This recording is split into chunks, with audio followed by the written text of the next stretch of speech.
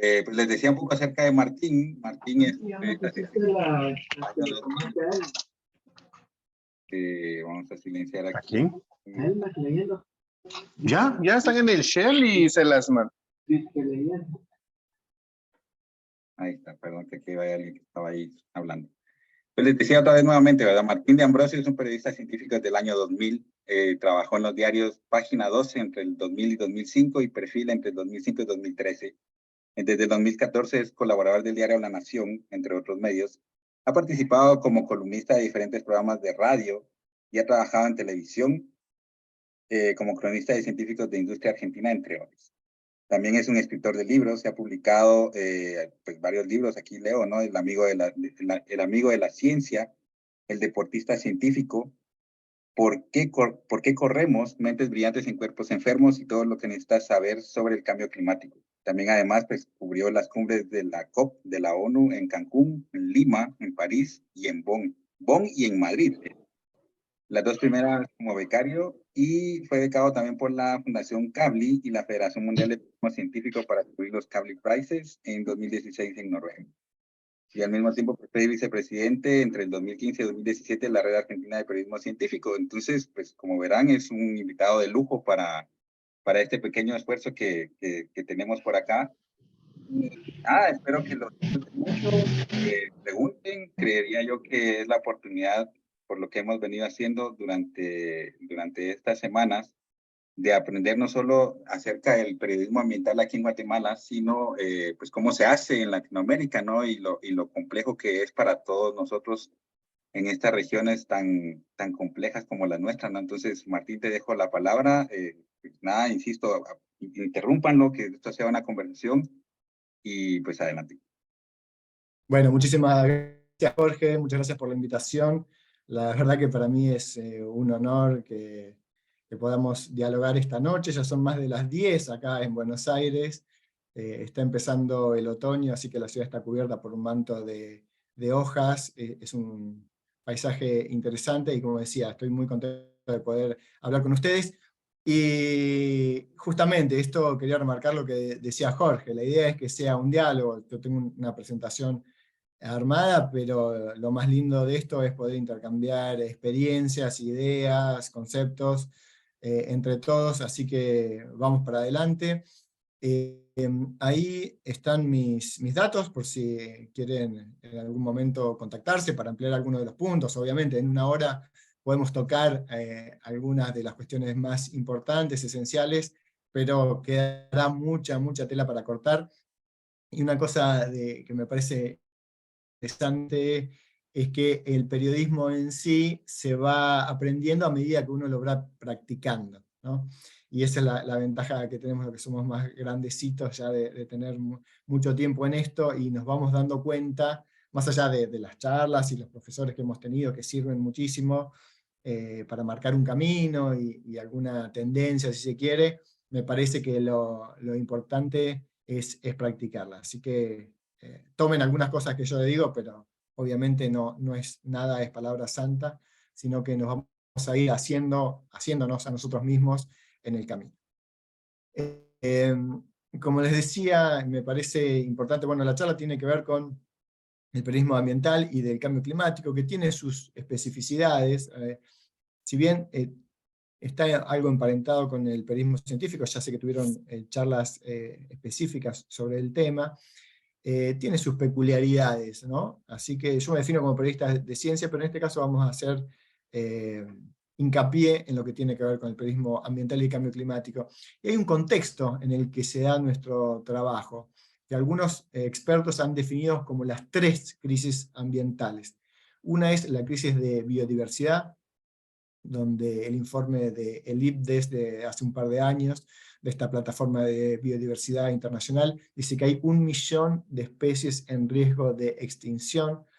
Así que eso es un problema realmente muy grave. Obviamente el cambio climático, que en algún momento se hablaba que el cambio climático era el calentamiento global, pero eso es apenas una de las cuestiones que trae aparejada esta modificación del planeta y de muchas de las circunstancias en las que convivimos.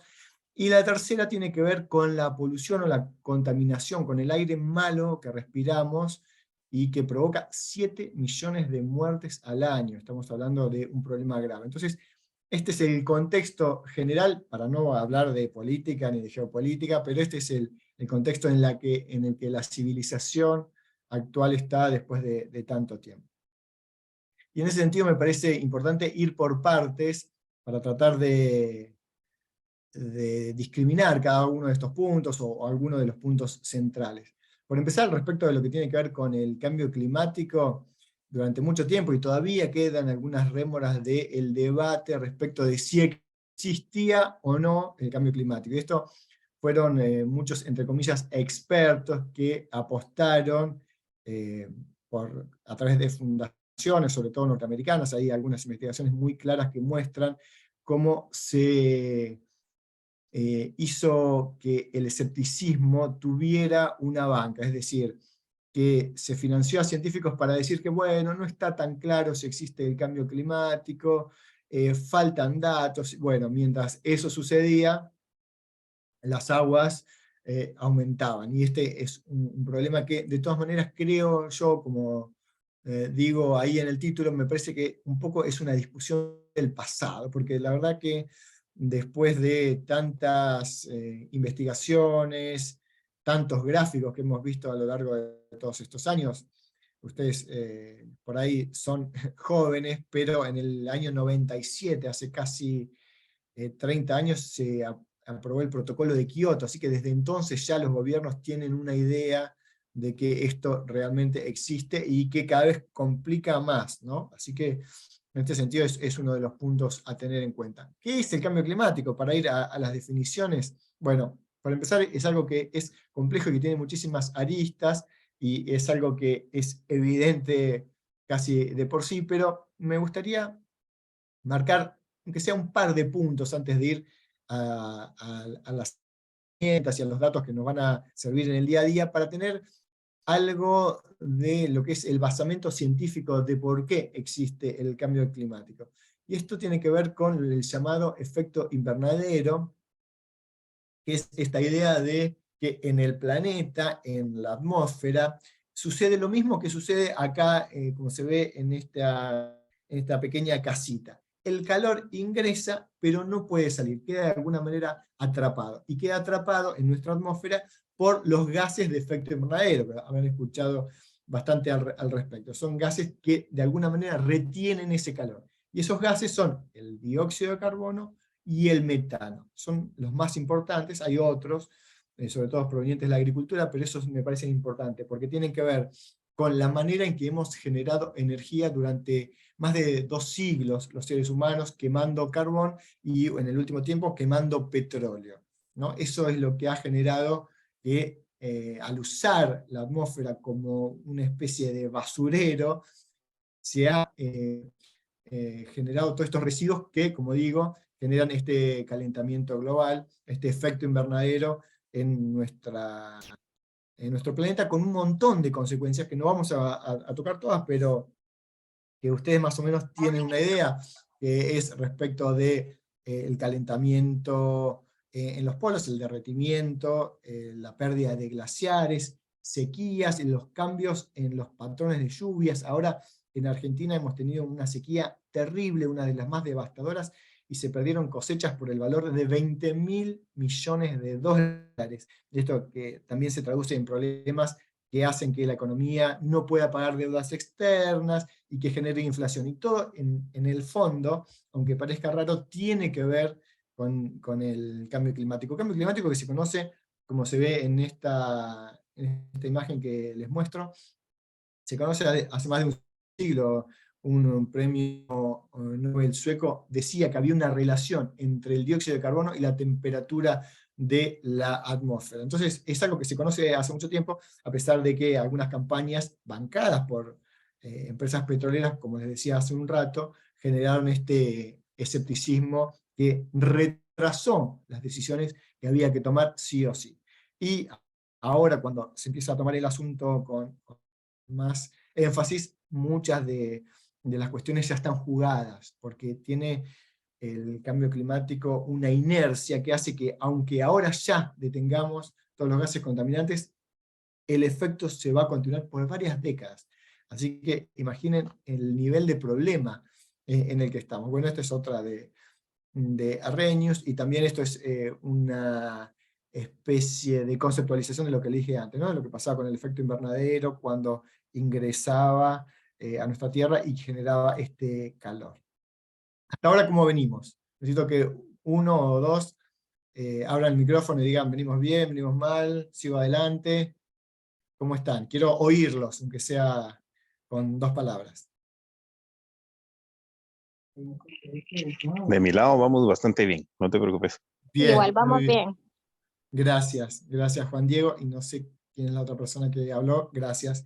Bueno, entonces, lo que tenemos, el cambio climático es lo que veníamos diciendo. Lo que no es, también es importante saber, porque esto lo pongo porque quizás ustedes lo tengan claro, pero muchas veces, y me ha sucedido incluso con personas muy formadas, confunden el cambio climático con el agujero de la capa de ozono, porque sabían que era un problema que tenía que ver con lo ambiental. Bueno, en este caso, el agujero de la capa de ozono es un problema que está en vías de solucionarse, si no ya se ha solucionado casi enteramente, porque era un problema que tenía solamente una causa, que eran los gases refrigerantes que se usaban en la industria, sobre todo para aires acondicionados, heladeras y demás, unos gases que se llaman CFC, clorofluorocarbonados. Esos gases han sido reemplazados. Entonces, lentamente la capa de ozono se cerró. Eso generó mucho optimismo en el ambiente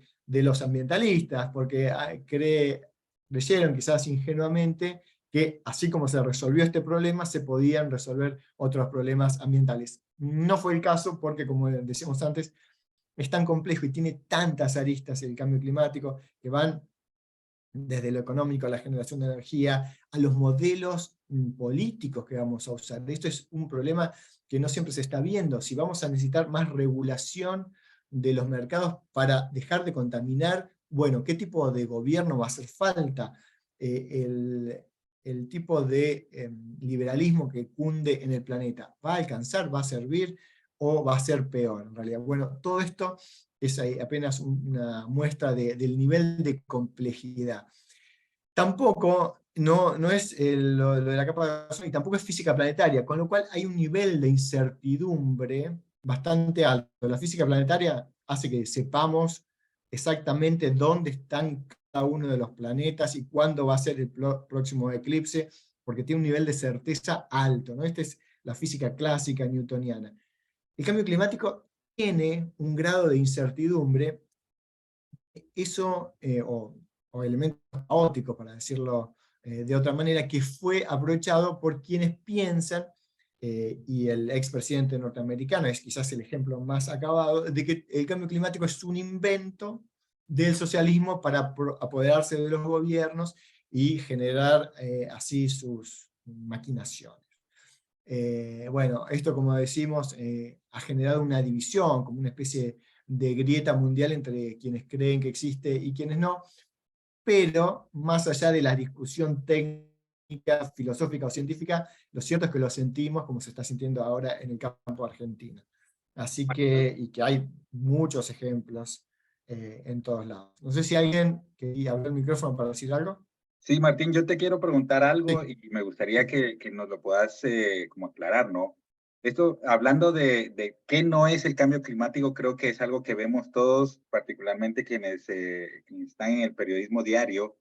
Por ejemplo, se ve una cuenca de un río que se secó, o se ve que en algún lugar en particular pues hay una muerte masiva de especies, y entonces por lo general, o tal vez no por lo general, pero sí se da que son Sí. situaciones muy estacionales, ¿no? Entonces la gente tiende a culpar a situaciones que no conocen al cambio Sí. climático, y eso también va generando desinformación, ¿no?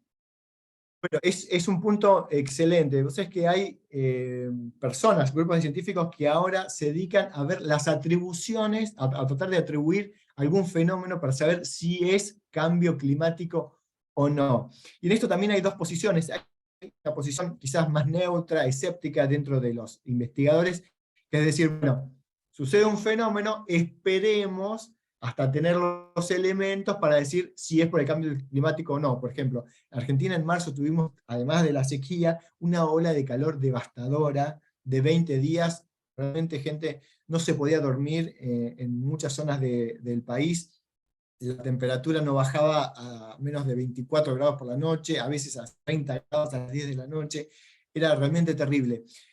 Y entonces algunos dicen, bueno, hay que esperar que pase el fenómeno y ver si eso es por el cambio climático o no. Pero hay otra rama de los científicos un poco más dura y un poco de decir, tenemos que despertarnos y actuar, que dice, al revés, todo es cambio climático hasta que se demuestre lo contrario, porque la sucesión de eventos anormales fuera de lo que es una cierta normalidad de los datos climáticos es tan grande que realmente se puede decir que todo es cambio climático. Hay también una discusión respecto de, hubo un descenso en los caudales de uno de los ríos más importantes de Argentina, que viene de Paraguay y de Brasil, y la discusión era, bueno, esto también tiene que ver con el cambio climático, tiene que ver con el Niño, que fue lo que estuvo afectando también a Argentina con la sequía, o está relacionado con la deforestación en el Amazonas y también en la zona sur del Brasil, en otros bosques menos famosos, pero que también son importantes para todo el ecosistema sudamericano.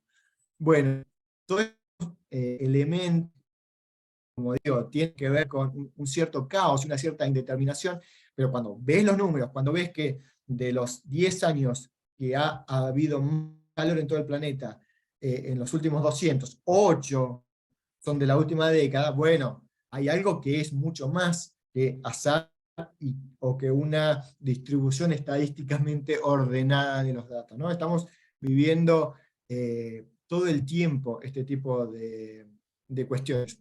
Por ponerle otro ejemplo, incendios, otra de las consecuencias del cambio climático. Nosotros tenemos incendios en la Patagonia, en la provincia de Córdoba, donde también alternadamente hay inundaciones por la deforestación, no por el cambio climático. Y hace 2 años se incendió el 10% de la provincia de Corrientes, una provincia ganadera y con también mucho cultivo de arroz. Entonces tenés un montón de cuestiones, pero como decís hay que tener cuidado porque mencioné la provincia de Córdoba que tuvo unas inundaciones graves hace 4 o 5 años, y el gobernador que dijo, bueno, esto es por el cambio climático, de alguna manera diciendo, bueno, es algo que no es mi culpa porque es un fenómeno mundial que me excede, cuando he utilizado deforestaciones para crear emprendimientos inmobiliarios y emprendimientos de agricultura, con lo cual tenía una responsabilidad en el terreno más allá de la cuestión global. Entonces, a mí me parece que está buena la pregunta de Jorge para tratar de identificar cuándo es un fenómeno global y cuándo es algo local, o cuando hay mezcla, que tenés un fenómeno local incentivado o que se hace mucho más intensivo justamente por esa cuestión mundial. Pero me parece interesante esa identificación y pueden buscarlo, ¿no? Hay un instituto que se dedica justamente a estas atribuciones. Y en este caso, Martín, perdón, solo para tenerlo claro, y Gustavo tiene aquí una pregunta y ahora le doy a él también el micrófono. Como periodistas, entonces, ¿qué es lo que es pertinente para hacer? Porque si todo es o no es, nosotros como periodistas pues, y comunicadores tenemos la obligación, ¿no?, de mencionar y de tratar de aclarar a través de las entrevistas y las fuentes y los papers y lo que sea, qué es y qué no es. Entonces, antes de que respondas, pues, te dejo aquí a Gustavo. Por favor, Gustavo, dale con tu inquietud. ¿Qué tal? Buenas noches, mucho gusto, Martín. Hola, ¿cómo estás? Tenía una duda, bueno, ahora me surgió una duda relacionada con lo que decíamos o con lo que estabas discutiendo, y es como la relación entre fenómenos globales y fenómenos locales, ¿verdad? Porque yo considero que en ocasiones los fenómenos locales también agudizan y alimentan los fenómenos globales, ¿verdad? No creo que se puedan pensar de alguna manera separados. Y como estaba pensando así un ejemplo muy cercano a mí, que yo vivo en un área donde hay una cementera, que es una cementera muy grande y que siempre ha estado como muy presente relacionado con la distribución del agua en este lugar donde yo vivo. Entonces, yo ahora que pienso, digamos, 10 años para atrás, teníamos más agua y llovía más, ¿verdad? Ahora tenemos menos agua y hay menos montañas y llueve menos, pese a que uno está en invierno, ¿verdad? Entonces, de alguna manera, yo creo que esto, como se podría pensar de alguna manera como un fenómeno aislado, local, muy relacionado como con un sistema productivo particular, pero yo considero que eso abona o agudiza las condiciones globales, climáticas, de territorios específicos, que al ponerles atención también se relacionan con el cambio climático, ¿no? Sí, totalmente, Gustavo. Muy, muy precisa tu aporte. Es efectivamente así. El cemento, yo no lo dije porque hay como muchas aristas, pero la producción de cemento es uno de los grandes emisores de gases contaminantes y además, como también lo apuntaste muy bien vos, es intensivo en el consumo de agua. Entonces, seguramente, si ahí, obviamente no conozco el caso, pero si tenés una producción de cemento que compite con la actividad de agricultura más tradicional, que también necesita el agua, es probable, según la situación y la influencia que tenga la empresa sobre políticos y decisores, que utilice agua que a lo mejor hubiera sido para consumo humano o para riego. Entonces ahí tenemos efectivamente un problema, que se da en estas dos márgenes que vos decís. Por un lado, la producción de cemento genera más gases de efecto invernadero, y por otro lado, consume agua que podría ser usado para ganado o para el consumo humano. Y en este caso, justamente ya que mencionábamos el tema de ganado, el tema de la biodiversidad y de la pérdida que estamos viviendo es tan tremenda que si ustedes ven este gráfico, que es famoso, posiblemente en algún momento lo hayan visto, la cantidad de mamíferos que hay sobre la Tierra, la mayoría son humanos, o somos humanos, o somos o es ganado que está criado en función del consumo humano. Solamente quedan el 4% que son los mamíferos salvajes. El resto está todo, y ni hablar de, ustedes saben cuál es el animal, el vertebrado más exitoso hoy en el mundo en cantidad de ejemplares, son las gallinas, porque se necesitan tanto para el consumo de los 8.000 millones de seres humanos que somos, que bueno, que esto hace que la declinación de las áreas salvajes y de la biodiversidad es tremendo. Y esto no es algo abstracto, porque en definitiva los seres humanos no solamente somos parte de esta red de vida, sino que dependemos de ella. Quizás hayan escuchado las consecuencias que tendría sobre la vida la falta de abejas, que han tenido problemas justamente también por... no está del todo claro, pero seguramente tiene que ver con los agroquímicos, que han generado una pérdida de abejas en muchos lugares del mundo. Si nos quedamos sin abejas, nos quedamos posiblemente sin cereales, porque hay una relación directa, porque son polinizadores. Entonces, no es la naturaleza algo abstracto, sino es en definitiva lo que nos sostiene, porque formamos parte de una red, aunque vivamos en ciudades como alejados, y que muchos pensemos que el alimento es algo que se consigue en el supermercado. No, se consigue en el supermercado porque antes hay una naturaleza que sostiene a lo que finalmente termina empaquetado y transformado en el supermercado. Voy a abrir el chat porque hay varias cuestiones. La escalera, bien. Si tienen alguna pregunta, abran el micrófono, así no estoy pendiente del chat. Cualquier cosa me avisan. Bueno, seguimos adelante. Voy a ver. Ahí está, bueno. Me parece interesante también apuntar algo que se ha dicho bastante, pero que es interesante de tener claro, porque el cambio climático es la historia más importante de nuestro siglo, del siglo XXI. Obviamente, no es una historia fácil de contar, y hacen falta muchas voces porque es una historia que se va creando de manera coral.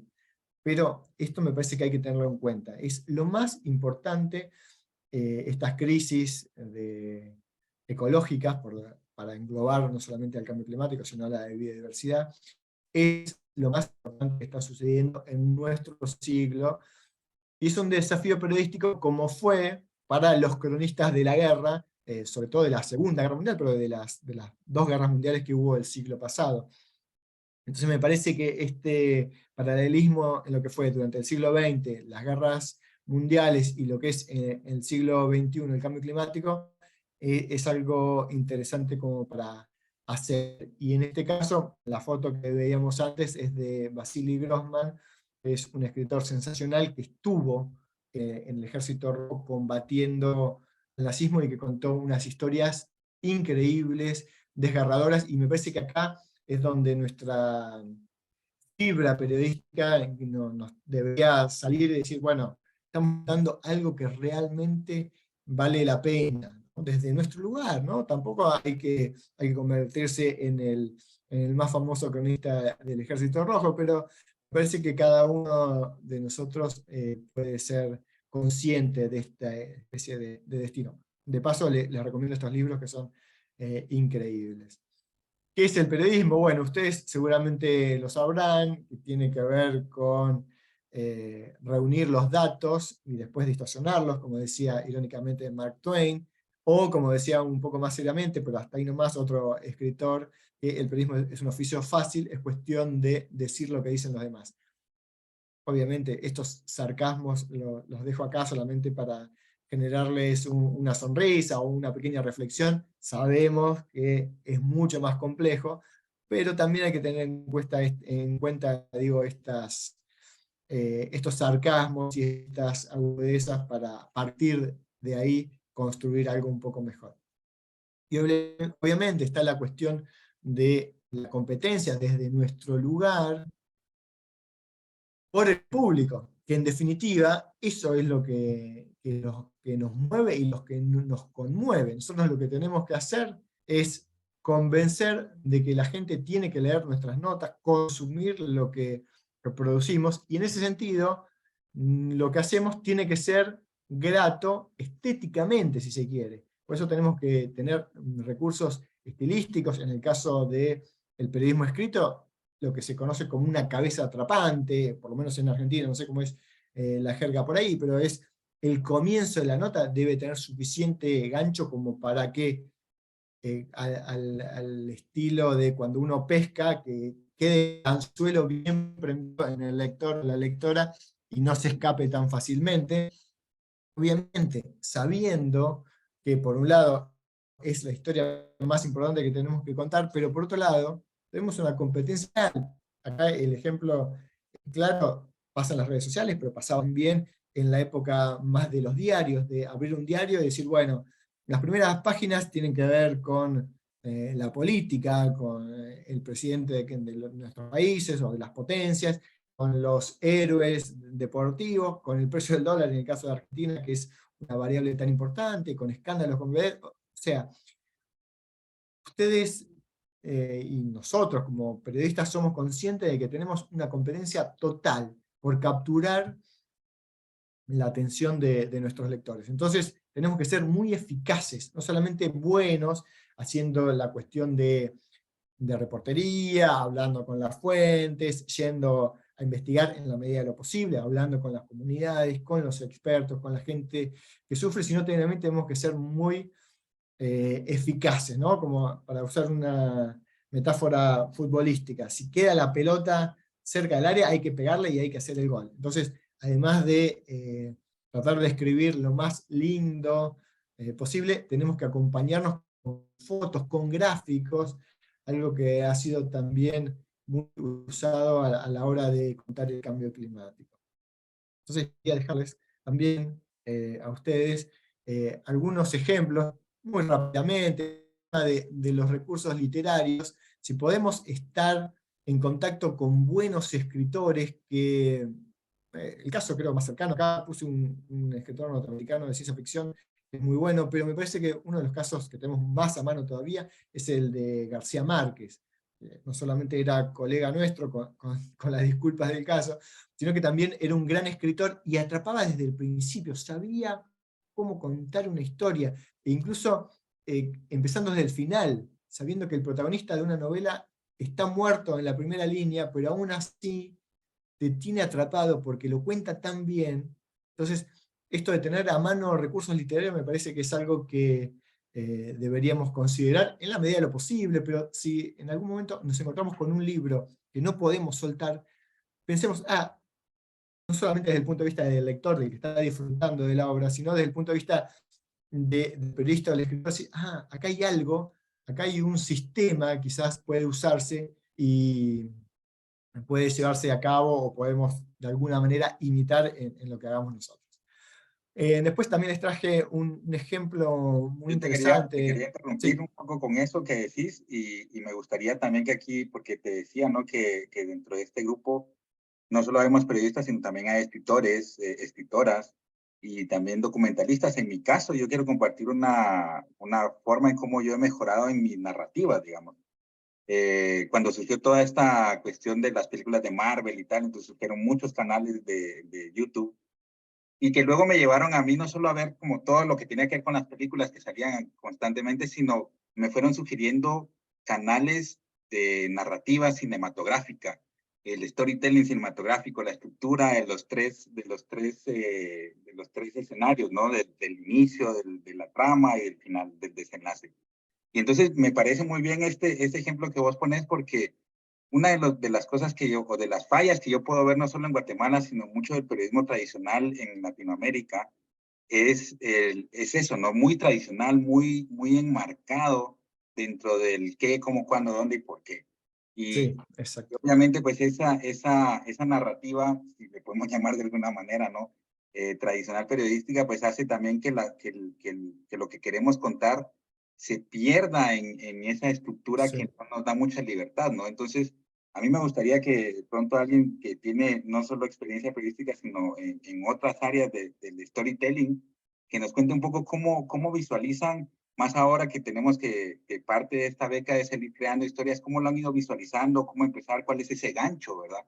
Que ustedes están imaginando, según también lo que nos cuenta Martín. Alguien que nos pueda decir, Carolina, por ejemplo, que yo sé que es la escritora acá, ¿nos puedes contar un poco?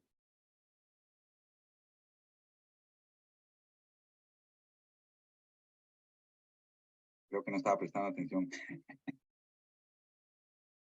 Puede fallar. Pero bueno, es un poco lo que quería compartir y en algún momento, pues, Sí. si alguien nos puede compartir un poco de su historia y sus anécdotas de cómo abordar eso, ¿no? Una historia de manera un poco más alejada de lo tradicional, pues creo que estaría bueno, ¿no? Entonces, dale, Martín, contigo. Sí, no, a mí me parece interesante. Obviamente es eficaz, o en algunas ocasiones, la estructura tradicional, más de formulario, la de respondiendo las 5 preguntas clásicas. A veces, qué sé yo, tengo un amigo que trabaja en Telam, varios amigos en realidad, que es la agencia de noticias argentina. Y es muy eficaz contando la noticia: ayer a la tarde hubo un asesinato, y está perfecto. Pero a lo mejor en algunas situaciones se puede trascender esa idea. Obviamente depende del contexto, depende de nuestros editores, de qué financiación tengamos, qué posibilidad hay de ir al terreno o no, de tomarse el tiempo para escribir y para buscar este gancho. No siempre es sencillo. Pero quería darles algunos ejemplos. Este caso, miren lo que es esta apertura de una revista, es la versión en español de Scientific American, La función de la Antártida en directo. El título es impecable. La imagen es la imagen de un barco que está ingresando ese campo de hielo. Te da la sensación de inmensidad, pero además también te da la sensación de una inmensidad que está a punto de perderse, de disgregarse, y además te marca que la persona que te va a contar la historia de esta fusión de la Antártida está ahí. Entonces te voy a contar yo en directo lo que está pasando. Entonces me parece que es, la verdad, un golazo desde el punto de vista periodístico y desde el punto de vista de atrapar a los lectores. Bueno, y arranca así, ¿no? En 1995, 10 soldados argentinos asistieron a un cataclismo que nadie antes había presenciado. Un evento que modificó nuestro conocimiento sobre el cambio climático. Bueno, ahí tenés un gancho espectacular, tenés a la gente que vio algo que nadie nunca había visto y cambia el curso de la civilización. Siempre con un poco de, ¿no? de sazón y de exageración, que es también parte del gancho, con los debidos límites. Y esa nota también venía acompañada de los gráficos, que ayudan mucho, que a veces entorpecen, porque la verdad que en el transcurso de los años hemos visto un montón de gráficos.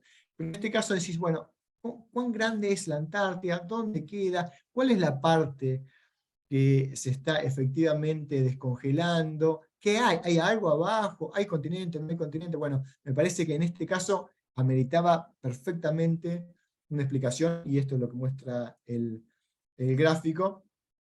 Y también si hablas del Polo Sur, en algún momento hablar del Polo Norte también es importante, entonces venía con esta contrapartida, ¿no?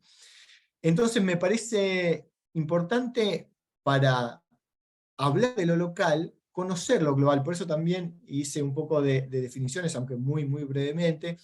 Y esto fue algo de lo que pude ver en base a un informe de UNICEF. ¿Y cuál es la situación ahí en Guatemala? Ustedes la conocen mejor que yo, pero me parece que esto también es importante decir, bueno, ¿cuál es nuestra situación local en el contexto global? ¿Cuáles son los riesgos? ¿Qué dice el IPCC, esta plataforma de los científicos de cambio climático, respecto de la situación local? ¿Ha ampliado la lupa o solamente dice generalidades? Dice que pasa en el oeste del país, en la zona del Pacífico, en la zona del Caribe. Bueno, me parece que esto es importante, y también es importante en función del riesgo. La noción de riesgo es algo que hay que tomar en cuenta. Bueno, no les voy a leer lo que ustedes ya seguramente saben mucho mejor que yo. Pero como también soy un buen ejemplo de todo lo que está mal, quería contarles un caso de una nota que a mí me pareció interesante hacer. El Impenetrable es una región, o era casi, en su mayor parte, una región boscosa muy importante en la zona del Chaco argentino, entre el norte de Argentina, el noreste, digamos, y Paraguay, donde después del boom de la soja transgénica se empezó a desmontar, como se dice, a deforestar, a retirar la cubierta de bosques nativos y a poner soja, pensando que se podía generar un rendimiento como en las zonas más productivas de la Argentina, las clásicas de la Pampa bonaerense, sur de Córdoba y sur de la provincia de Santa Fe. Y lo que pasó es esto. Tuve la oportunidad de estar ahí, hablar con gente local y ver algunas de las situaciones. Este soy yo mucho más joven, con una persona que era el dueño de este predio, un predio que estaba, como digo, totalmente cubierto por árboles. Queda uno solo como pequeño representante, y el resto se transformó en un arenal, porque la tierra no podía soportar una agricultura intensiva. Entonces se hizo una cosecha, dos cosechas, y después se perdió totalmente. Entonces está este desierto, que es lo que ven ahí, y miren lo que ha quedado de lo que antes era un bosque. Obviamente ahí tuve la suerte de ir con un fotógrafo extraordinario que perdón, pudo mostrar qué fue lo que sucedía, no solamente desde el punto de vista de la escritura, sino, como les decía, acompañar con información gráfica y con fotografías. Y la nota arrancó así, dice: en ciertas zonas de lo que fue impenetrable, hoy podría filmarse Lawrence de Arabia, dado que estamos en una situación casi desértica, ¿no? Todo lo que fue devastado por las topadoras, el fuego y las hojas. Inmensos arenales, bueno, después lo que fue publicado en su momento. Obviamente, ahí lo que pongo ahí que es interesante, porque era un contexto donde yo me había enterado de la situación, pero el diario no tenía fondos para cubrir una nota de ecología en el año 2007. Entonces lo que hice fue una especie de trampa, porque en octubre de 2007 había una campaña electoral, y una de las candidatas era del Chaco, de esta misma zona. Entonces fui a Resistencia. Ella había estado casada 2 veces y divorciada 2 veces, hice la nota con los ex maridos, y aproveché y después me fui a estos lugares donde había habido bosques y ya no quedaba nada, para hacer una especie de testimonio de la devastación. Pero bueno, la cuestión es dónde empezar, porque es tan inmenso, tan grande toda la cuestión del cambio climático, que acá puse algunos de los puntos que pueden servir como disparadores, pero como digo, cada uno tendrá el suyo propio. Por ejemplo, tener una sensibilidad de ver qué le pasa a la gente que está sufriendo, las comunidades, los cambios, gente que puede decir, bueno, yo antes cultivaba tal producto, no sé, papa en septiembre, y ahora no tengo que hacerlo antes porque si el cultivo en septiembre ya es tarde, o al revés, tengo que pasarlo para más adelante porque se me achicharra, porque cambiaron las lluvias. Bueno, hacer como una especie de mapa de la situación, si se puede con las comunidades en sí, si se puede con los científicos, si hay suficiente investigación. Acá puse uno de los institutos que han trabajado en el tema, bueno, cuáles son los cambios que se da, ubicar, como digo, los problemas sociales, también hablar, hacerse una rutina, aunque no sea para una nota en particular, pero conocer a los científicos, hablar, tener trato, hacer, como se dice acá, tomarse un café, ir y charlar, aunque sea sin ninguna agenda en particular, pero me parece que esto es importante para saber por dónde va la cosa, ¿no? También, obviamente, con los funcionarios, con los que toman decisiones, con parlamentarios, con la gente que elabora leyes, y con las ONG. Me parece que esto es un pequeño combo de posibilidades, ¿no? Si uno está medio así, sin saber qué hacer, que no creo que sea el caso de ustedes, pero me parece igual interesante. Esta idea de... Acá Sí, Beatriz escribe, te lo leo porque sí. lo puso acá, dice, la situación en Guatemala cada año es el fenómeno del niño y es lo que más se maneja en información, pero el tema sobre el cambio climático pareciera inexistente en la agenda de gobierno. Hay derrumbes, Deslavamientos, ¿no? mueren, sí, mueren Sí. familias enterradas, las personas que viven cerca de los ríos pierden sus viviendas por las constantes inundaciones, pero ahí es todo lo que pasa año con año, pero no se expone el impacto sobre el cambio climático. Es algo que menciona ella. Perfecto, claro. Bueno, ahí puedes tener, o para decirlo rápidamente, ¿no? Pensando si estuviéramos en una reunión de edición, ahí puedes tener una cuestión global, decir, bueno, ¿por qué esto no está en agenda? Está en la agenda de todos los gobiernos del mundo, ¿por qué acá no? ¿Hay algo más importante que cuidar a la gente que año a año pierde sus casas, que está a la vera del río por las crecientes, por ejemplo? No sé si puede haber demasiadas cosas más importantes en un país. Si tenés el 80% del PBI que depende o se produce en zonas que tienen un riesgo alto por las modificaciones del cambio climático, no vamos a hacer nada al respecto, ¿por qué no hay financiación para saber cuáles son efectivamente los riesgos que va a tener el país en los próximos 5, 10 o 20 años? Me parece que por ahí son algunas preguntas que se me ocurren así rápidamente. Y después, si no, ir a un caso particular. Eso siempre es interesante, contar el caso de una persona que tuvo, o una familia que tuvo un problema relacionado con algo de todo lo que estamos hablando. Y a veces, bueno, como dice acá la imagen, hace falta solamente decir lo que todo el mundo ve, pero muchas veces nadie se atreve, como en la famosa parábola de el rey está desnudo. Bueno, alguien tiene que decirlo, a veces es un niño, a veces es un periodista, y dice, bueno, hay que contar efectivamente las cuestiones como son. Así que no es que hace falta inventar la pólvora, buscar algo, como decíamos acá, una aguja en un pajar. A lo mejor la aguja es enorme y el pajar también, y solamente no lo estamos advirtiendo.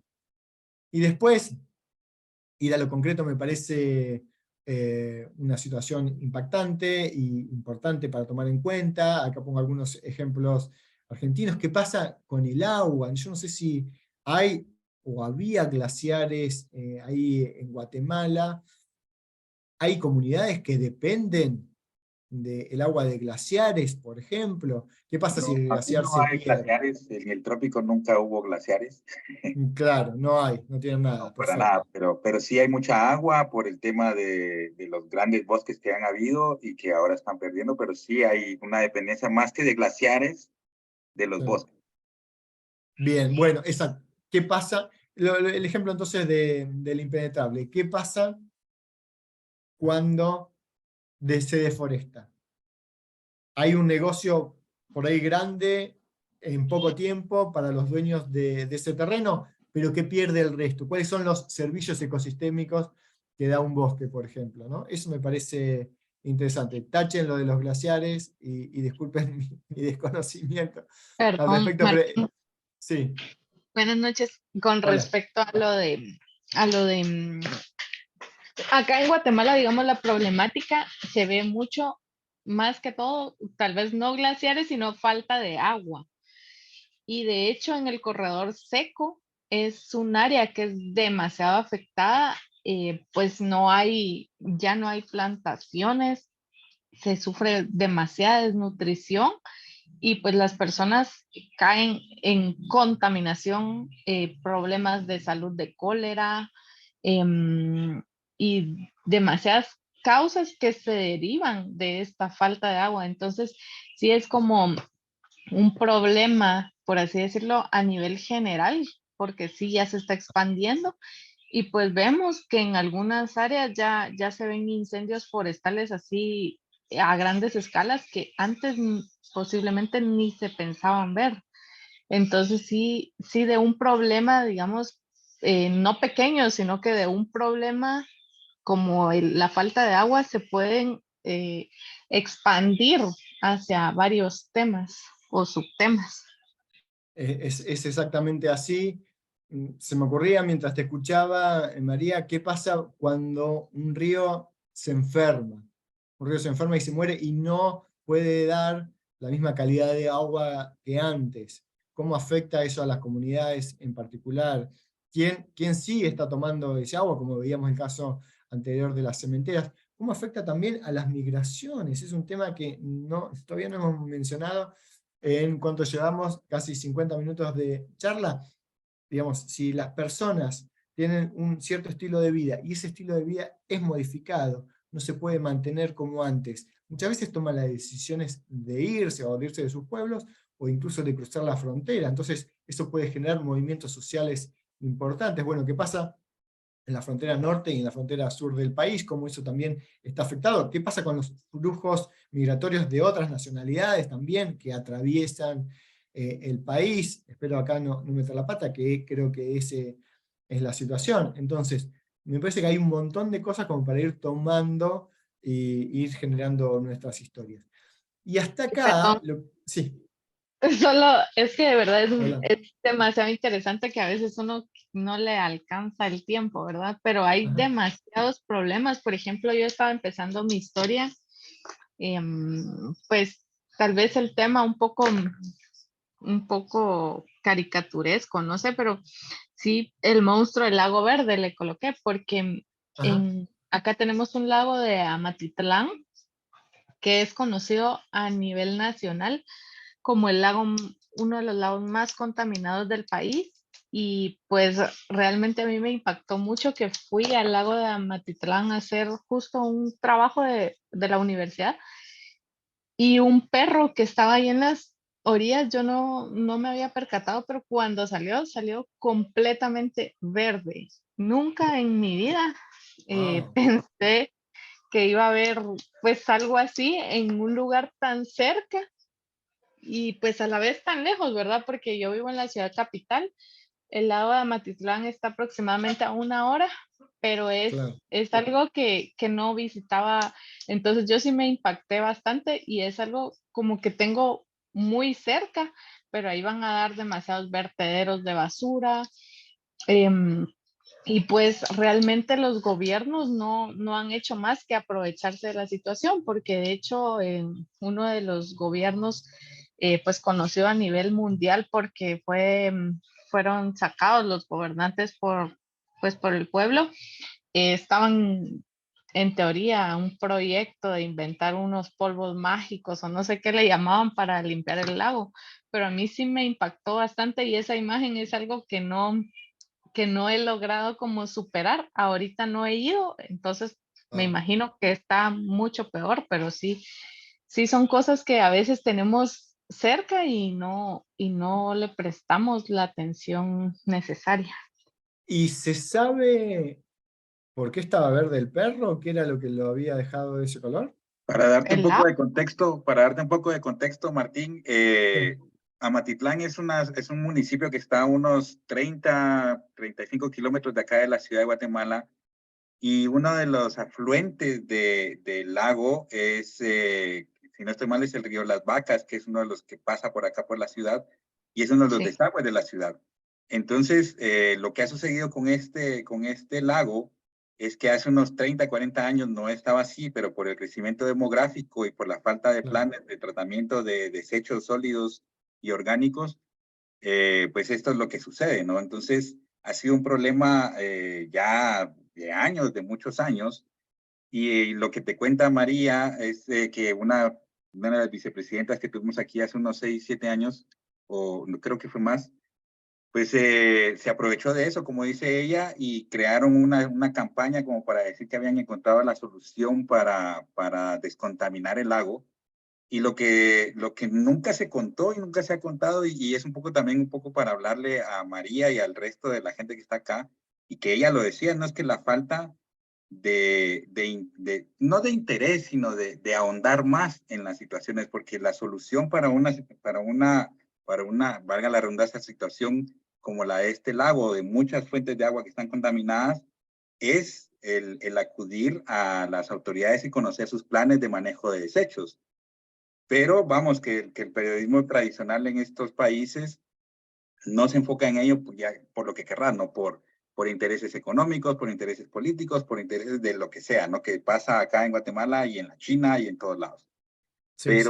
Pero precisamente eso, ¿no? El observar y el ahondar más en estas realidades, porque lo que dijo María, lo he escuchado muchas veces, te vas a cualquier parte de los puntos cardinales de la ciudad y en las periferias, todos los ríos están contaminados, todo está en esa situación, y lo que la gente dice es, no podía imaginar que fuera algo tan cercano a la ciudad, pero es que es eso, ¿no? Que son las periferias de la ciudad, de una ciudad que no tiene planes de manejo de desechos y Claro. de limpieza de aguas, y eso es lo que nosotros como periodistas debemos de ir a buscar, ¿no? Que las historias no están tan lejanas, y hay que dejar un poco el discurso del gobierno, de tal, sino que nosotros como periodistas e investigadores ir atrás de esas historias, ¿no? Sí, totalmente. Es así y muchas veces sí, lo que está más cerca se pierde de vista, ¿no? Como el efecto del cuento de la carta robada de Poe. Estaba ahí tan a la vista que nadie se dio cuenta de que eso era lo que se estaba buscando. Me parece muy importante el efecto, sí, la cuestión, y tener en cuenta también qué es lo que provoca que haya una contaminación tan cercana a una ciudad. Porque por un lado tenés la causa, que es los desechos de la ciudad, por otro tenés la retroalimentación de que ese espejo de agua esté en esas condiciones. Ese perro, ¿se habrá muerto? ¿Qué le habrá sucedido? Bueno, ¿y ese perro era un perro vagabundo o estaba en una familia? Cuando fue verde a la casa, ¿qué le pasó? Digamos, se me ocurren mil cuestiones que tienen que ver con esa situación que a María la va a acompañar por un rato largo, según lo que contó. Así que me parece muy interesante para poner el ojo, ¿no? En eso, como decía Jorge. Y ahora ya un poco más rápidamente, porque venimos con una serie de ideas que daba igual en qué época las comentábamos, pero hay muchas herramientas nuevas de la era tecnológica. Aclaro que no soy un experto en esto, ni mucho menos, pero que sí pueden servirnos a la hora de complementar la manera en que contamos nuestras historias. Y acá tenemos hay muchas maneras de contar cómo ha aumentado la temperatura en los últimos siglos, pero acá tenés una simulación de cómo va aumentando casi que año a año la temperatura. Y ya estamos por el grado punto 2, y según algunas predicciones puede llegar hasta los 6 grados al final del siglo, según las decisiones que se tomen. Este es uno de los escenarios. Pero más allá de que tan realista o no sea, me parece que esta idea de mostrar cómo van cambiando algunos parámetros a lo largo de los años con un gráfico animado es interesante. No se me ocurre cómo puede ser útil en el caso de la historia del perro del lago, pero bueno, quizás habría que pensar un poco más o imaginar algún otro gráfico del estilo que puede ser, por ejemplo, el grado de contaminación, o no sé, hasta qué año fue potable el agua del lago, hasta qué año se podía pescar o tener actividades deportivas sin riesgo para la salud. Bueno, un montón de preguntas derivadas de eso.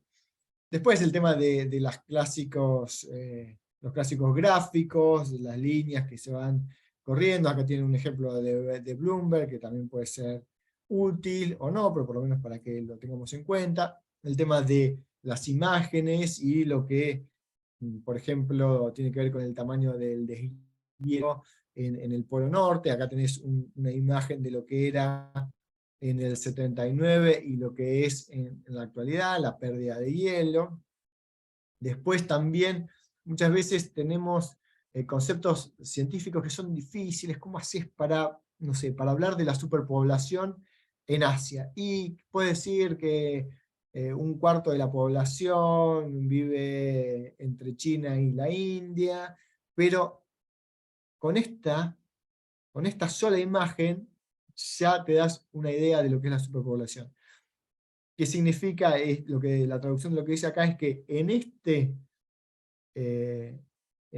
lo que muestra este subgráfico, en esta lupa, vive más gente que en el resto del planeta. Entonces ahí te das una idea de un solo vistazo de un concepto que por ahí es difícil o por ahí un poco abstracto, pero que da cuenta de una situación.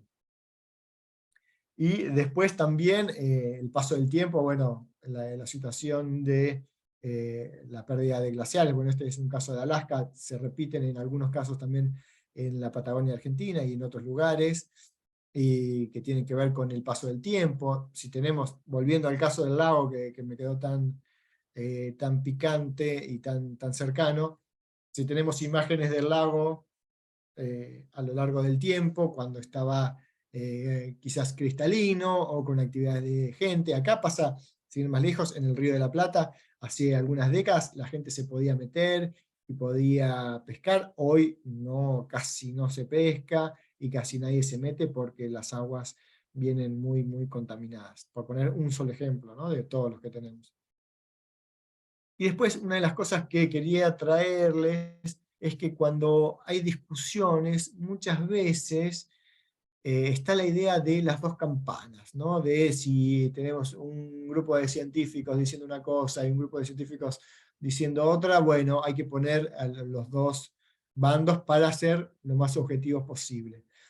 Es una idea que en algunos casos podría tener sentido, pero que en el caso del cambio climático me parece que hay que tomar decisiones y decir, bueno, me parece que la evidencia respecto del hecho del cambio climático es suficientemente abrumadora como para no darle cabida o la misma cabida a los escépticos, ¿no? Porque puedes conseguir, no sé, volviendo al caso del lago, algún científico que diga, bueno, no, en realidad ese perro era una pintura, en realidad el lago está perfecto y se puede tomar agua sin ningún problema, suponiendo, ¿no?, que hubiera un interés de ese estilo. Bueno, ¿se le da el mismo espacio a una persona que dice eso, aunque sea un reputado investigador? ¿O nosotros como periodistas tenemos la posibilidad de ver los datos y tomar una decisión y decir, mira, la verdad que yo leí y hablé con nuestros investigadores y la verdad lo que me dice me dice que no hay cambio climático, que el agua está perfectamente bien, me parece que está mintiendo o se equivoca? Entonces ahí me parece que, sin descuidar esta idea de objetividad, que en algunos puntos está bien, el periodista tiene que tomar una decisión y decir, bueno, yo como ciudadano que interpreta los datos científicos, me parece que lo que dicen un cierto grupo de investigadores o de personas tiene más sustento que otros. Después, bueno, en las cumbres de cambio climático, solamente una palabra, es la definición de políticas desde arriba, desde lo más arriba de todos, que es las Naciones Unidas, hacia abajo, los distintos estamentos nacionales, provinciales y después municipales. Es una forma de hacer política, pero otra, si a nosotros nos va a interesar ir a las comunidades, quizás es de abajo hacia arriba, ver los problemas locales y de ahí ir subiendo y generar eventualmente leyes o presiones o masa crítica para algunos cambios más radicales que hacen falta. Bueno, después un chiste. Después el tema de los lugares comunes, ¿no? Muchas veces se habla del cambio climático y se piensa en un oso polar perdiendo el hábitat por el deshielo. Bueno, es algo que en algún momento quizás fue eficaz, pero quizás nos hace perder el foco de ese perro que acaba de salir del lago, ¿no? Que me parece mucho más importante que esto que sucede en Noruega. Yo en mi vida vi un oso polar más que en fotos, entonces hace que quede mucho más alejado de nuestros lectores, siempre teniendo en cuenta que los lectores son personas como nosotros, que tienen experiencias relativamente similares.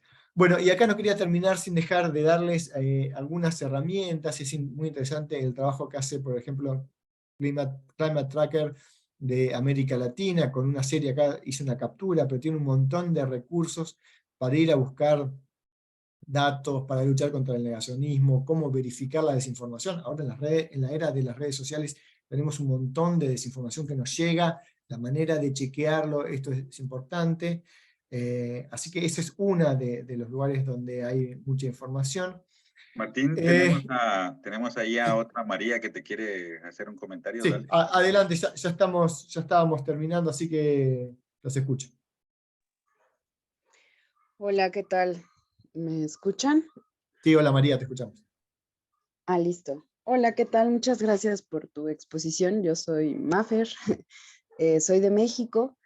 Y, oye, yo tengo una pregunta. Justamente hace unos días estaba también en un curso donde hablábamos de cambio climático y al final, pues la expositora, ¿no? Nos mencionaba que es impensable pensar el cambio climático sin pensar en la celeridad, pues también del sistema y del modo de producción y de consumo, ¿no? O sea, es decir, del modelo capitalista. Entonces, ella nos decía que para poder hablar de cambio climático no podemos disociarlo, ¿no? Tampoco, pues con este modelo, pues es global, ¿no? Y que además, pues afecta también a los modelos locales, ¿no? De consumo.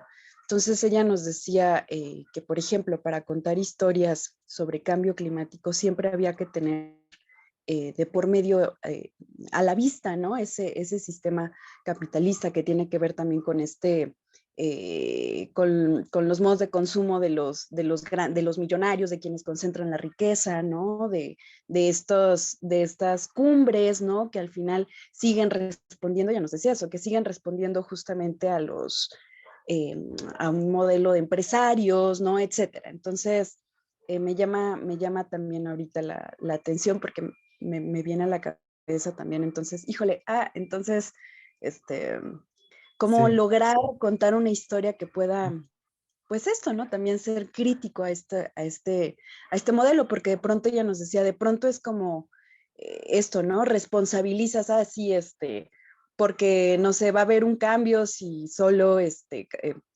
utilizamos popote, bueno, creo que le dicen pajilla en otros lados, ¿no? Sí, Utilizamos sí, sí. popote, pero en realidad responde a un modelo de consumo que no está funcionando, ¿no? Entonces, no sé, solo muchas gracias. Sí, no, es buenísimo tu aporte, lo mencioné muy al pasar al principio, la cuestión política. Mira, nosotros con una colega teníamos durante casi 2 años, llevamos a cabo una especie de taller, un club de lectura de libros de cambio climático. Entonces cada 15 días nos reuníamos y discutíamos un libro en particular, y discutíamos, por ejemplo, los libros de Naomi Klein. Es interesante porque ella lo que hace es justamente esto.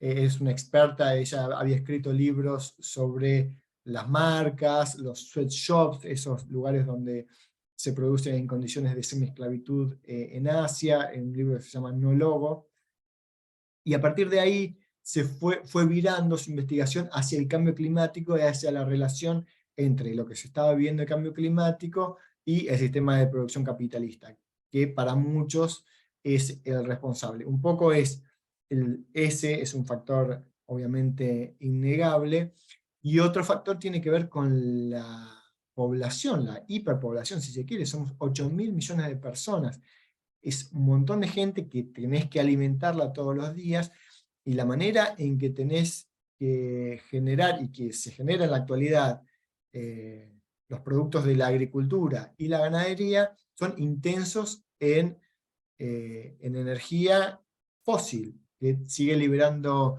dióxido de carbono. Entonces estás como atrapado en una dinámica de la cual no puedes salir. No puedes salir del modo de producción capitalista. Y esto que decías de los ricos, otro de los libros que mencionamos y discutimos en el taller, habla, y el título es un investigador francés, ahora no me acuerdo, después si quieren le paso a Jorge bien el dato, el autor, que dice que los ricos son los que están devastando el planeta. Es el 1% de la población que con sus jets privados, con su consumo extraordinario, están generando todo este problema. Entonces, quizás uno de clase media de un país latinoamericano apaga una luz o trata de no tener un consumo excesivo o reducir lo que ingiere de carne para evitar el metano de las vacas, y resulta que en un viaje de Leonardo DiCaprio, viajando de un lado al otro, está generando, decir Leonardo DiCaprio para no decir Elon Musk o Bill Gates, están generando una cantidad equivalente al de medio continente africano, ¿no? de millones de... Entonces, esa parte de la injusticia me parece que también hay que tener en cuenta.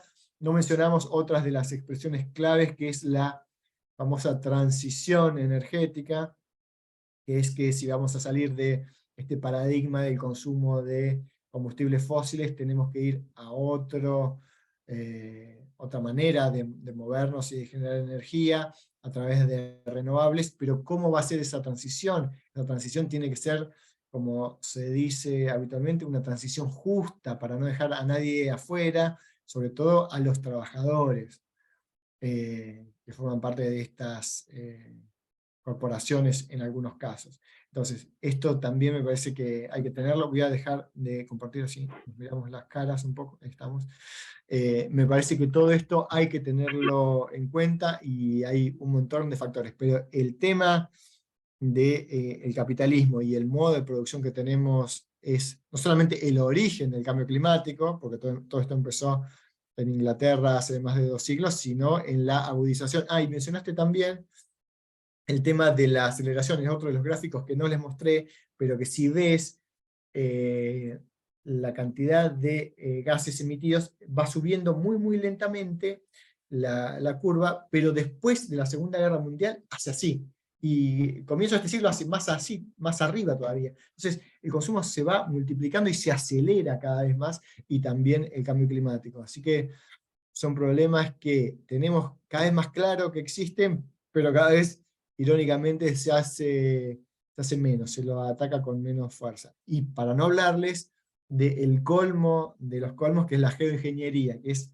le dejo solamente el título, en alguna otra ocasión quizás se pueda profundizar, es terrible las ideas que tienen algunos investigadores para seguir modificando el clima y tratar de tapar el sol casi literalmente para controlar la cantidad de luz que ingresa y de calor que ingresa. Bueno, hay un montón. Digamos, cuando empezás a desatar estos nudos, tenés mil aspectos en los cuales el cambio climático está relacionado. Ambientalistas, empresarios que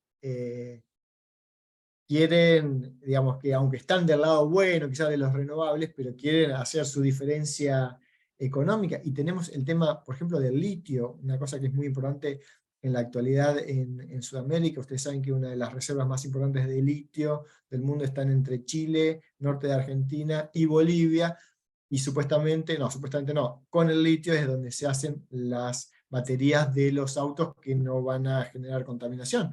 Pero ahí tenés toda una serie de problemas enormes, porque hay comunidades que viven en los lugares donde se quiere extraer litio. Bueno, van a venir de vuelta con ese mismo mecanismo colonizador, las grandes multinacionales, a sacarnos el mineral y a dejar de vuelta a la gente sin nada, como sucedió desde hace 500 años en nuestros países. Bueno, es toda una discusión. ¿Hace falta litio para la transición y dejar de contaminar? Sí, hace falta. ¿Pero cómo? Bueno, esa es también otra discusión sumamente caliente. Yo quería añadir también un poco a partir de tu imagen del oso polar y de lo que decía Maffer, ¿no? Y que lo quiero conjuntar y también compartirles que es una de las razones y motivaciones, digamos, para yo haber buscado organizar esto y pues tener aquí el grupo de gente que tenemos. Y es que en la pandemia a mí me tocó entrevistar a un biólogo hondureño que vive en las islas de Roatán, que es en el Caribe, digamos, de aquí de Centroamérica. Y él pues trabaja mucho en la conservación del arrecife mesoamericano que compartimos 4 países, que es el sur de México, Belice, Guatemala y Honduras, y que yo hasta ese entonces lo conocí. Es el segundo banco de arrecife más grande del planeta. Y entonces él me decía precisamente esto, lo que vos decías y mencionabas con esa imagen, ¿no? Que nosotros hemos crecido sabiendo más acerca de osos polares que lo que tenemos en nuestro patio trasero. Y es completamente cierto, y esa es una de las razones por las cuales yo también me dedico a hacer lo que me dedico acá en la región, en Centroamérica y en Guatemala, porque muy poca gente sabe, por ejemplo, qué es un tapir o un ocelote, por ejemplo.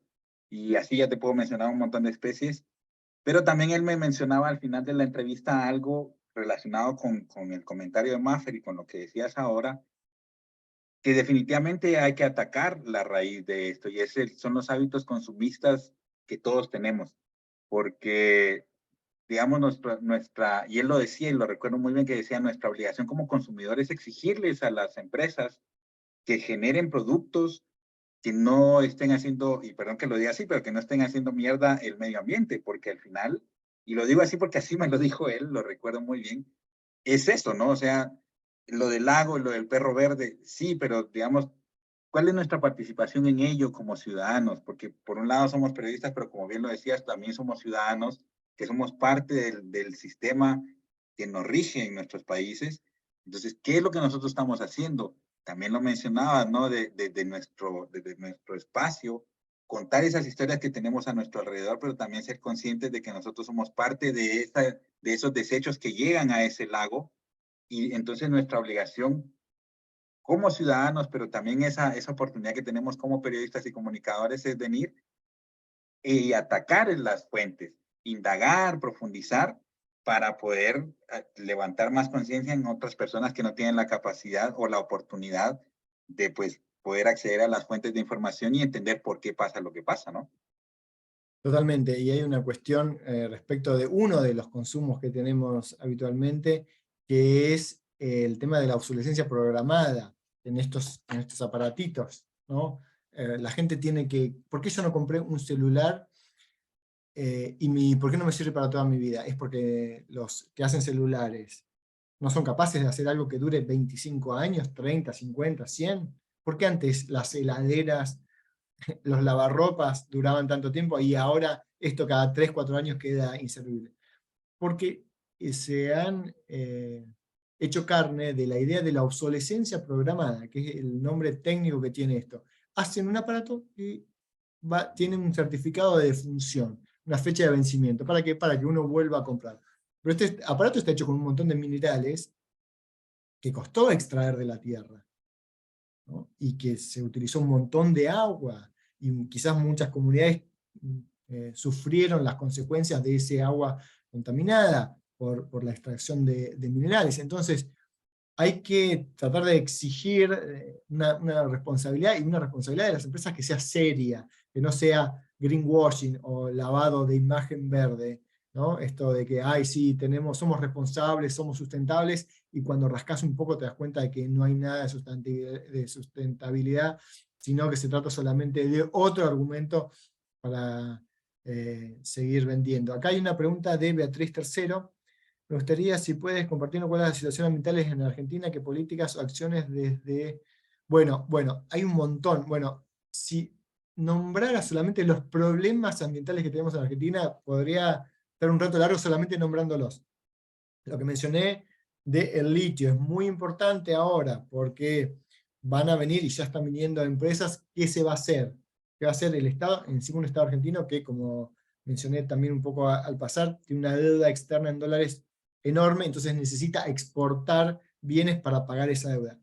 Pero hablando de ríos y lagos contaminados, acá cerca de Buenos Aires, en el Riachuelo, en La Boca, tenés uno de los 10 ríos más contaminados del mundo. Está contaminado desde hace mucho tiempo y muchos gobiernos dijeron que lo iban a limpiar y no lo pueden limpiar. ¿Por qué? Porque ahí van los desechos de las curtiembres, ¿no? Que son las empresas, las fábricas que generan los cueros de todas las vaquitas que tenemos acá. Con el cuero se terminan haciendo muchos productos, y bueno, y eso genera, y también es una historia que es más vieja que el país mismo, más de 200 años, que el trabajo con el cuero, que es muy intenso en productos tóxicos, termina derivando en esa contaminación del riachuelo. Después tenés enormes problemas con el glifosato. El glifosato es un agroquímico que se utiliza para matar todo lo que no sea soja transgénica. Entonces tenés enormes cantidades de campos sembrados con soja, tirás ese glifosato y se muere todo, literalmente todo, menos de esa soja que es resistente al glifosato. Eso tiene muchos problemas en la salud de la gente que vive ahí. Entonces tenés en los lugares donde hay uso intenso de glifosato, tasas de cáncer altas. Eso es un problema grave. Bueno, incendios tenés aleatoriamente en muchos lugares, también inundaciones, también sequías, y tenés en toda la zona oeste del país, en la cordillera de los Andes, que divide con Chile, mucha producción minera con problemas gravísimos de contaminación. Y que de vuelta son mineras canadienses, norteamericanas, que generan muy poco rédito económico para las poblaciones locales y mucha contaminación. Bueno, ese es un panorama rápido, y muy sucinto de algunos de los problemas que tenemos acá, que son varios, realmente varios, y se puede hacer varios documentales al respecto. Solo ponerle a todo lo que acabas de decir Guatemala y cambiar lo de la industria del cuero por la industria textil. Y en realidad, y eso es un poco para Beatriz y para quienes no saben, ¿no? Los problemas que vivimos, y digamos cuando tenemos encuentros con periodistas en Latinoamérica, siempre llegamos a a la misma conclusión, que los problemas son básicamente Sí. los mismos que vivimos en toda la región. Sí. Por eso mismo que decía Martín, el colonialismo de las industrias del primer mundo, como las mineras, por ejemplo, acá en Guatemala tenemos 4 casos muy importantes, que son mineras canadienses, lo mismo, ¿no? Que vienen, extraen, dejan un poco de rédito al país y destruyen todo el medio ambiente, ¿no? Entonces, ponerle Guatemala a lo que dice Martín y es básicamente la misma situación. Sí, sí, y a eso agregaría el tema de muchas veces la hipocresía, porque tenés a gobernantes canadienses que se llenan la boca y hablando del cambio climático y de los problemas ecológicos, pero no son muy consecuentes a la hora de actuar con sus propias empresas. Y me quedó algo colgado con lo que decías de esta imagen del oso polar. De alguna manera el movimiento ecológico se inició en Europa, y también es una idea que ha llegado de Europa al resto del mundo. Entonces, si bien me parece que es un camino en el que hay que andar ese camino con las prevenciones de esa historia, ¿no? Que de alguna manera marca la actualidad, ¿no? Que ha hecho que todos tengamos la imagen del oso polar y no del perro verde en la esquina de nuestra casa. Y seguro, pues, no sé si alguien más quiera preguntarle algo a Martín antes de que nos terminemos. Primero, antes que alguien lo diga, yo te lo quiero agradecer a vos, muy, muy interesante tu charla. Para mí era importante, digamos, y por eso se los decía a ellos en los correos, que era una sorpresa, porque precisamente eso, ¿no? Para que nosotros veamos que las situaciones las compartimos en Latinoamérica. Con la distancia uno muchas veces puede pensar muchas cosas por todo lo que se ve en la televisión o en internet. Argentina, por ejemplo, todo lo que vimos ahora con el Mundial, entonces uno se puede hacer unas ideas que a lo mejor están un poco alejadas de la realidad, pero que al final nosotros vivimos las mismas realidades básicamente, y es por eso también la importancia de la creación de las redes, porque no solo nos permite nosotros mismos botarnos los mitos que los medios masivos nos generan, sino que al mismo tiempo tener acceso a gente como vos, que nos puede ayudar a tener ideas más claras y también saber, porque creo que eso es importante, ¿no? Que no estamos solos y que básicamente vivimos las mismas situaciones y las mismas realidades, las mismas dificultades, y que eso nos pueda también a motivar a seguir en este trabajo, ¿no? Sí, sí, totalmente. Respecto a la red, yo formo parte de la red argentina de periodismo científico, y dentro de esa red hay muchos periodistas que nos dedicamos al ambiente, algunos más exclusivamente y otros no. Y si les sirve esa experiencia, podemos organizar una charla, quizás incluso más informal, un diálogo de cuáles fueron los obstáculos, cómo fuimos creciendo. Ahora estamos constituidos como ONG legalmente. Igual siempre hay discusiones y debates, somos alrededor de 90, con la intención de ser cada vez más y con la intención de estar representado en todo el país, que muchas veces Buenos Aires tiene una gravitación tan grande que hay mucha gente que vive acá en Buenos Aires y nos olvidamos muchas veces también del territorio. Así que si eso les sirve en algún momento, podemos organizar una charla o darles una mano para lo que necesiten, por supuesto, porque me parece fundamental que haya redes, que haya trabajo en equipo, que haya colaboración, diálogos, porque así digamos, juntos somos más y podemos trabajar mejor. eh, Quizás con un cierto grado de competencia en algún caso, pero con mucha colaboración. Claro, claro, Martín, gracias por el ofrecimiento. De hecho, como te decía al principio, ¿no? Al final uno de los productos de esta pequeña iniciativa que se me dio la oportunidad de hacer es precisamente crear una red de periodistas y científicos para el Pacífico de Guatemala. Pero por supuesto que mientras también la idea de contar con todos ustedes acá y que sigan estando presentes es generar esa masa crítica que decías vos, ¿no? De periodistas dedicados a estos temas, porque como yo lo vivo diciendo en los lados donde estoy, yo tengo mi visión y a mí me viene bien porque no hay mucha gente como yo acá, pero igual hay muchas más voces que se necesitan porque hay muchas más temas, muchas más historias que necesitan de las visiones de las personas, de sus capacidades, de sus experiencias para poder contarlo, para que luego eso nos pueda llevar a crear un espacio de periodismo científico en Guatemala o en Centroamérica, que son esfuerzos que se han intentado hacer desde hace bastantes años, la verdad. Sí, genial, ojalá lo logren, toda la fuerza desde acá, porque además otra de las cosas, no sé si lo hablamos en Medellín, una de las cosas que necesitamos hacer es unir todas las redes de colegas de toda América Latina y generar una especie de federación latinoamericana de periodismo científico, ambiental o como se quiera llamar, y me parece que es muy importante. Así que avanti con eso y espero oír pronto resultados y poder sumarnos. Pues nada, Martín, muchas gracias. No sé si alguien más quiera decirle algo a Martín.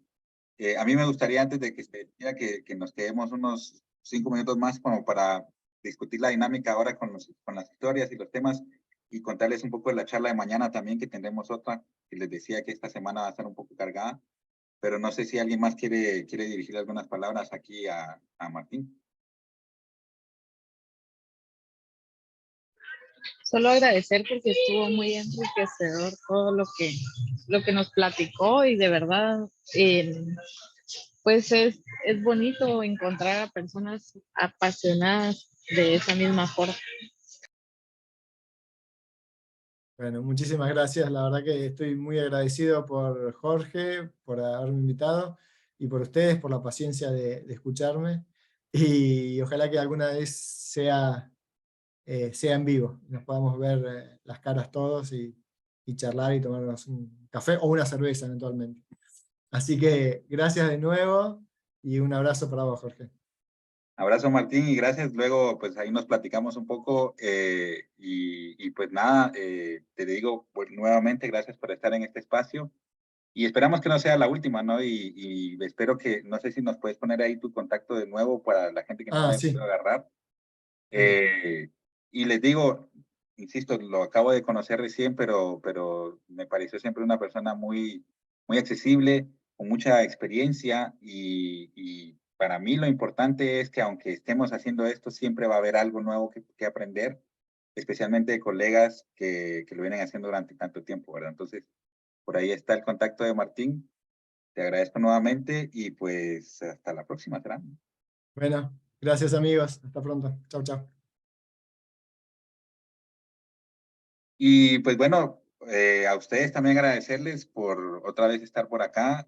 Insisto que este es un esfuerzo para ustedes en realidad, para que tengan el acceso a estas personas que yo pues tengo la oportunidad de conocer y compartir con ellos un poco más seguido, pero los invito a que lo sigan haciendo, ¿no? Entonces, para contarles un poco la dinámica de lo que viene ahora, si ustedes se recordarán, pues les hablaba yo la semana pasada de que me empezaran a enviar sus propuestas, ¿no? Entonces, yo, por ejemplo, oí ahí a que ahora no recuerdo quién era, María, ¿no? De la que estabas contando lo del agua de Atitlán.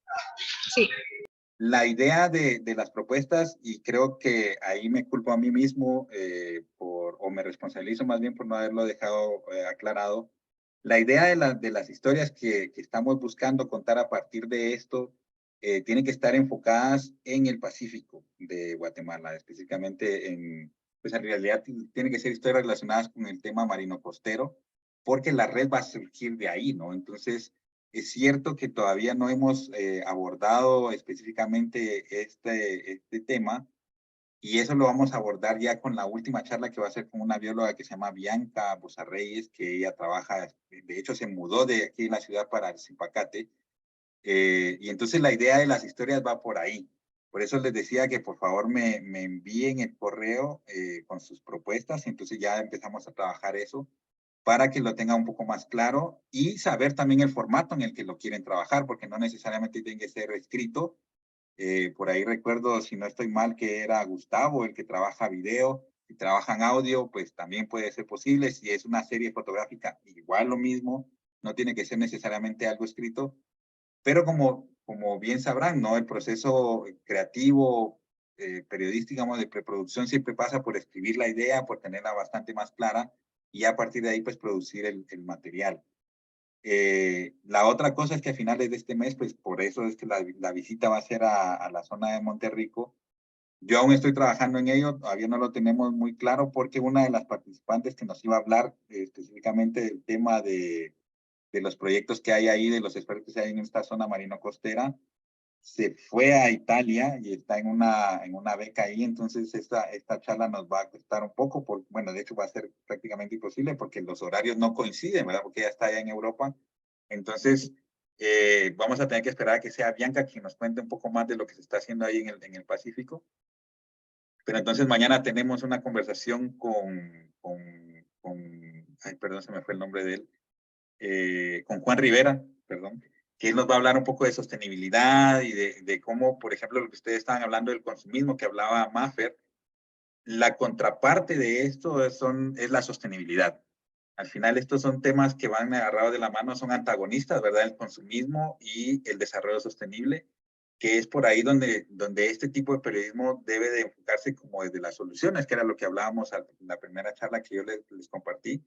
Esas son las soluciones, ¿verdad? El enfocarnos solo en el problema está muy bien, está bien porque hay que contar la raíz de los problemas, pero luego también para diferenciarnos de lo que se hace en la actualidad, pues al final son las soluciones, ¿no? Entonces eso ya lo vamos a ir discutiendo, mañana lo vamos a aprender un poco más desde la perspectiva de alguien que trabaja en este tema desde hace bastantes años. Y pues la otra cosa que les quería decir es que me manden por favor sus números de teléfono en los correos estos que les he enviado para empezar a crear la red, y que creo que también a eso va a ayudarnos a que la dinámica de comunicación sea mucho más rápida, ¿no? Yo al final, pues, curiosamente he tenido un mes bastante ocupado. Yo, por ejemplo, mañana me voy a Alta Verapaz en una gira de INGUAT, y voy a estar en la charla, voy a estar un poco, voy a tratar de estar todo el tiempo, la de mañana, pero vamos, que para eso también la idea es hacer la red, para que podamos intercambiar ideas, dudas, sugerencias, lo que ustedes decidan o necesiten, ¿no? Entonces, básicamente eso. No sé si alguien tendrá alguna duda ahora para responderla, y si no, pues podemos despedirnos, ¿no? ¿Nadie? No. Muchas gracias, Jorge. Yo solo tenía una inquietud. Con Bianca es la que trabaja también conservación de aves ahí en Zipacate, ¿verdad? Así es, así es. Ah, muy Ella, bien. sí, Bianca es una bióloga y es una persona bastante agradable, como casi bueno, todos, no sé si yo me puedo meter en ese saco, pero todos los que intenté yo que estuvieran en estos espacios, pues la idea de ella también es compartir conocimiento, ¿no? Que creo que también eso es algo que yo se los decía, ¿no? Que la importancia de ser un periodista ambiental, de ser un periodista de ciencia, es compartir los conocimientos. Entonces, ella también ha trabajado, por ejemplo, en la creación de la estrategia de conservación de Quetzal, que estuvo bastante metida en ello, y ha hecho un montón de cosas. Entonces, Silvia acá está metida en bastantes cosas, y los invito a que también cuando esté ella, pues le pregunten todo lo que puedan, ¿no? Sí, qué bueno, ella es muy, muy buena. Yo estuve en un monitoreo de aves del Pacífico con ella, una experiencia pues genial. Pues qué bueno que ya la conoces y pues ya sabes más o menos cómo es el método de ella de compartir lo que sabe, ¿no?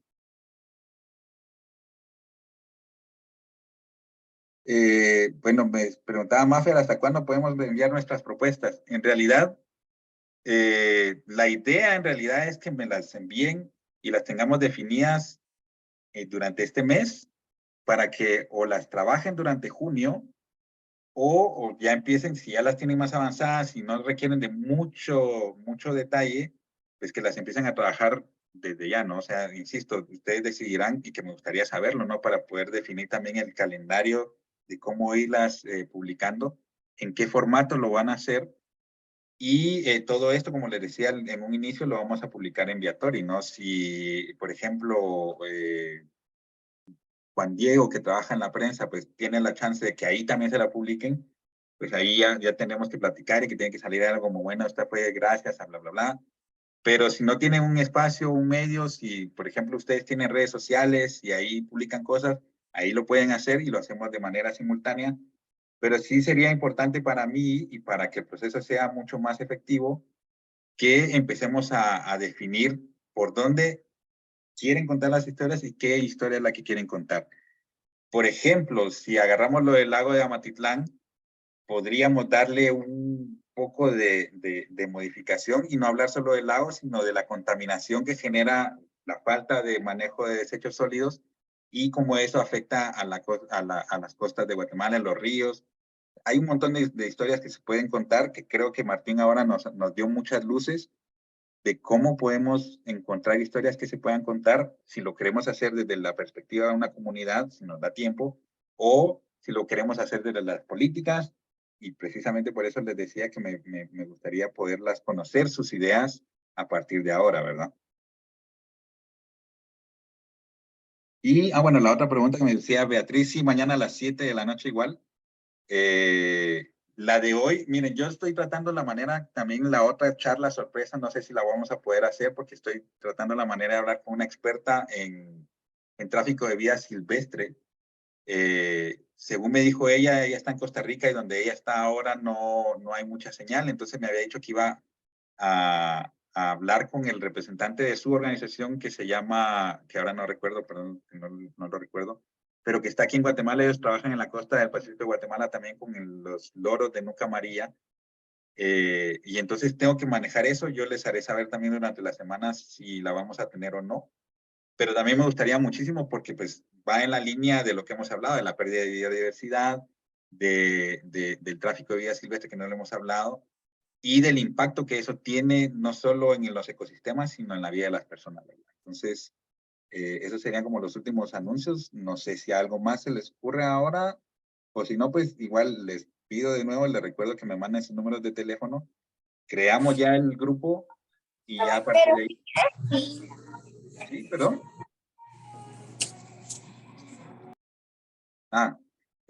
Bueno, pues nada, eso, que me manden sus números de teléfono y ya a partir de ahí pues ya podemos comunicarnos.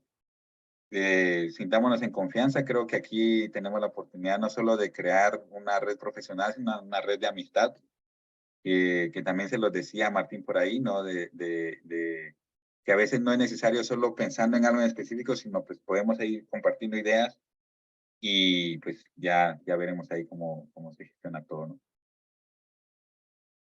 Y pues nada, hoy se nos alargó un poco más, pero vamos. Muchas gracias nuevamente por haber estado acá. Los vemos mañana. Mañana la sesión de mañana la va a estar liderando pues Melissa, que es la que me ha estado acompañando en estas ocasiones.